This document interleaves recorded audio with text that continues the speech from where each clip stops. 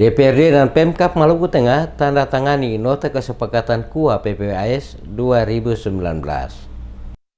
Eksekutif dan Legislatif Kabupaten Maluku Tengah melakukan penandatanganan nota kesepakatan KUA PPAS atau Kebijakan Umum Anggaran dan Prioritas Plafon Anggaran Sementara bertempat di Gedung DPRD Kabupaten Maluku Tengah. Penandatanganan nota kesepakatan tersebut dilakukan Ketua DPRD Maluku Tengah Ibrahim Rohnusa dan Wakil Bupati Marlatu Leluhuri sebagai tahapan penyusunan APBD tahun 2019. Penandatanganan KUA PPAS tersebut dilaksanakan dalam rapat paripurna DPRD Kabupaten Maluku Tengah dipimpin Ketua DPRD Ibrahim Rohnusa bersama Wakil Ketua DPRD Demianus Hatu dan Rudolf Lelosa. Ketua DPRD Ibrahim Rohnusa menyebutkan rencana pembangunan jangka menengah daerah atau RPMJ dan rencana kerja pembangunan daerah atau RKPD. Kedua belah pihak sepakat APBD 2019 harus mencerminkan anggaran yang berpihak pada kepentingan masyarakat. Wakil Bupati Maluku Tengah Marlatu Leluhuri dalam sambutannya mengapresiasi karena KUA dan PPAS dibahas secara arif dan mendasar dalam semangat kemitraan. Hal ini menunjukkan tanggung jawab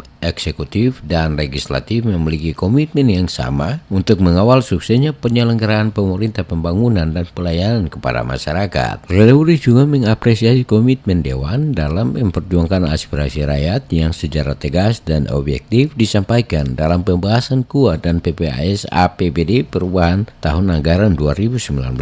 Menurutnya hal ini juga menunjukkan kualitas dan kapabilitas intelektual, visi dan kejelian DPRD dalam mewujudkan dan mengantisipasi proses kegiatan pemerintahan dan pembangunan yang akan dilaksanakan menuju Maluku Tengah maju dalam ekonomi dan budaya berdaulat, adil dan sejahtera. KUA dan PPAS Kabupaten Maluku Tengah tahun anggaran 2019 yang telah dibahas secara arif dan mendasar dan semangat kemitraan menunjukkan tanggung jawab kita semua dan khususnya anggota Dewan yang terhormat yang berkomitmen kuat untuk mengawal suksesnya penyelenggaraan pemerintahan, pembangunan dan pelayanan kepada masyarakat. Saya juga sangat mengapresiasi komitmen Dewan yang terhormat dalam memperjuangkan aspirasi rakyat yang secara tegas dan objektif disampaikan dalam pembahasan KUA dan PPAS tahun anggaran 2019.